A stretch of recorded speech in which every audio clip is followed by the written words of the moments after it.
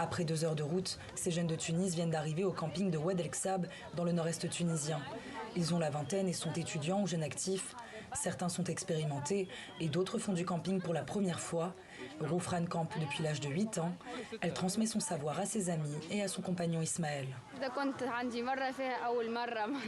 On a tous notre première fois au camping, comme pour Ismaël. Ici, tu t'éloignes de ta routine, du téléphone, du bruit urbain. Tu t'éloignes de tout pour expérimenter un autre mode de vie. La majorité des gens qui expérimentent le camping en tombent amoureux. Pour Ismaël, le camping, c'est une approche plus écologique des vacances. Je vois le camping comme un moyen de se connecter avec la terre, le feu, la mer, la nature. Sur le campement, je reconnecte avec mes amis, j'oublie le stress du travail. Roufran a observé une augmentation du nombre de campeurs dans plusieurs sites où elle s'est rendue cet été. Je viens ici depuis longtemps et il n'y avait pas beaucoup de monde encore récemment ici et dans les autres campings. Aujourd'hui, il y a beaucoup de gens. Tu ne trouves même pas de place pour installer ta tente. Dans un contexte où la Tunisie traverse une crise économique avec une inflation en hausse de 8% en juin dernier, le camping est aussi une alternative pour les jeunes et les familles modestes.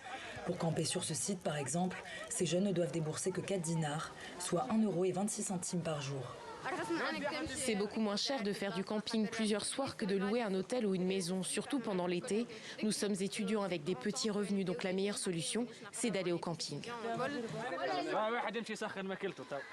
Camper, une manière de découvrir la Tunisie autrement, comme l'explique Mounder, originaire de la région de Sfax.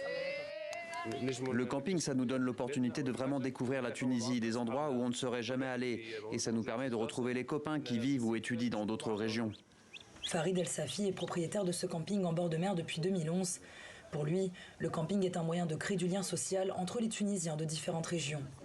La majorité des gens qui viennent ici ne se connaissent pas. Ils viennent de Sousse, de Sfax, de Monastir, du nord au sud de la Tunisie. Dans un même espace, les gens se réunissent et vivent ensemble dans la nature. Alors il y a une solidarité naturelle qui se crée entre les gens. À quelques kilomètres de là, sur une plage de la ville côtière d'Hammam-Gézez, nous rencontrons Wafa et sa famille. Comme chaque été, ils ont installé cette tente pour profiter de la mer à 2 pas de la maison. On n'est pas enfermé à la maison, on pose la tente tout l'été sur la plage, les enfants sont en liberté, ils mangent, ils jouent, se baignent et on rentre au coucher du soleil. Le camping, c'est plus économique que de louer une chambre d'hôtel à 300 dinars. Ici, au moins, c'est gratuit. Le camping sauvage en bord de mer est une pratique ancienne chez les familles tunisiennes, comme l'explique Mohamed, le père de Wafa. Je fais ça depuis tout petit. Quand j'étais jeune, je venais avec mes parents et mes grands-parents. C'est une tradition au village. Aujourd'hui, je suis avec mes petits-enfants. C'est une tradition qu'on doit garder. Wafa et sa famille désinstalleront leur campement à la mi-septembre, à l'approche de l'automne.